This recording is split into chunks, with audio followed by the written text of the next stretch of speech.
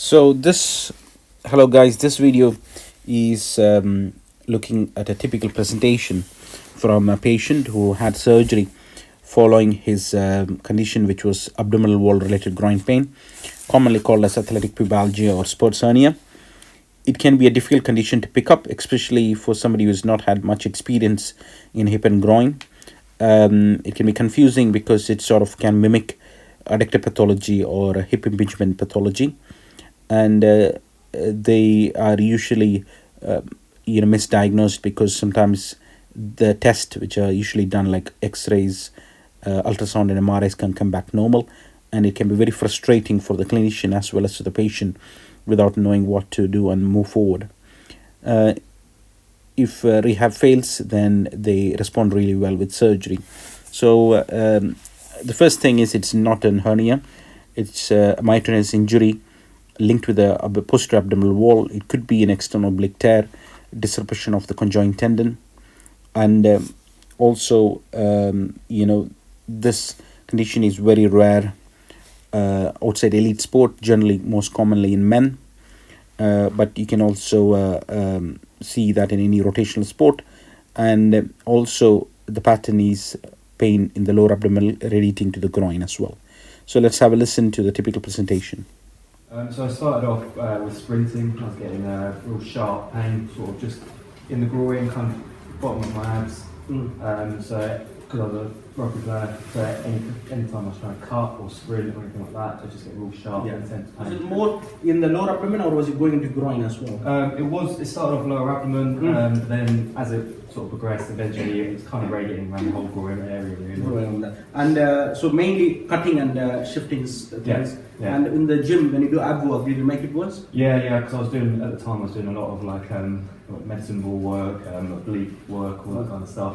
And then with the rugby training as well, I was doing a lot of passing from the floor, so rotational passing, and also kind of kicking. Yeah. So, And obviously you're a physio, so what do you think you had? And what did other people tell you? I think initially the thought was just like an adductor strain. I mean, the location wasn't exact, but it's kind of just generic kind of groin strain, soft tissue injury, just sort of a bit of overuse. So did the normal kind of management, trying to reduce the load a little bit. I was still playing, or trying to play as much as possible, but eventually the pain just kept getting worse. So then it was the point, I was still kind of ready to jog, but as soon as I kind of tried to, or even just accelerate in straight line, eventually it was just increase the pain. And must have seen a few professional had scans and MRI, ultrasound. Did it come up with anything? No. So the first point of call was I sent for an ultrasound scan, because at this stage they were kind of thinking it might be an inguinal hernia. But the ultrasound was absolutely clear, so I thought fine, let's carry on with trying to conservatively manage it, but then still no improvement, just pain getting worse, so I was sent for a CT contrast. Okay. Yeah, because they were still kind of thinking maybe an abdominal hernia or inguinal hernia, which again was clear. So then I sent for an MRI scan, and again, unfortunately, that came back clear, so at this stage I was kind of thinking I'm making it all up. It's in the mind. Crazy, yeah. Just because actually there was no kind of positive scan or anything, they couldn't find anything on imaging. How did it affect you mentally, not getting a diagnosis and knowing what's wrong? Did it affect you? Mentally definitely. I was definitely quite low in mood by this stage because I had to stop rugby, pretty much almost all activity really by this stage, because this is kind of getting on for 6-8 months, pushing towards the year now. So missing rugby. I was also doing a bit of athletics at the time, I had to stop all of that. So really I was very restricted in activity, and obviously mentally that was difficult, and then not having a diagnosis, no clear return to play or anything like that. So how was the final breakthrough? When did people know that you had athletic pubalgia and all that sort of problem? When did you... So eventually I went and saw another specialist guy that I'd heard was recommended for this kind of stuff. I think he was a laparoscopic surgeon, so I went and saw him. He kind of had a look and went, yeah, I've seen this before in this kind of population, like young, athletic. So he said, I think I know what it is, I think we can probably do something with this. He sent me to another physio that he works closely with, just to confirm the diagnosis and see if I wanted to do anything conservative. And he confirmed the diagnosis as well and said, no, just get in for the surgery. So then after that, it was. So you had surgery with the laparoscopic surgery? Yeah. Not with the hip surgery? No, That's very good. Yeah. And how did you recover after the surgery? Recovery was really good.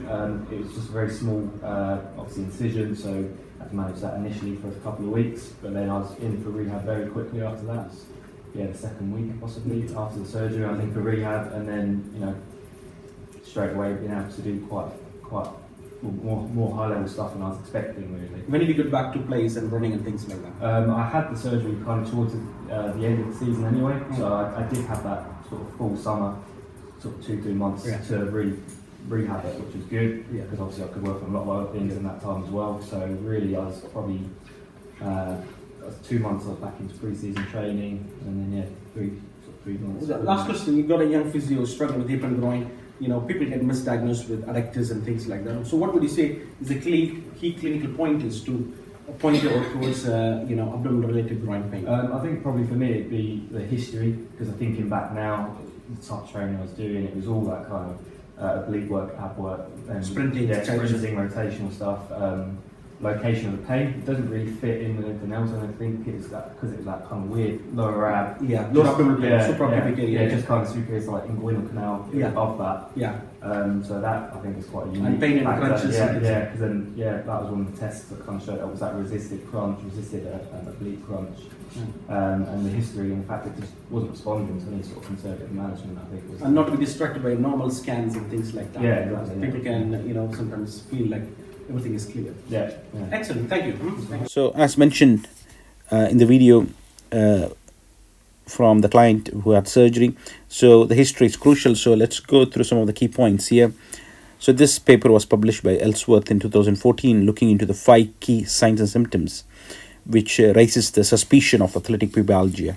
First, the location of pain. So generally it's sort of more lower abdominal region. It can relate to the groin, it can relate to the adductor region and also the hip region, but generally the most pain is in the lower abdominal suprapubic region.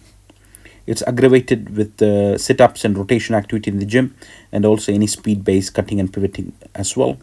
Generally these patients don't have pain at rest, especially in the initial stages.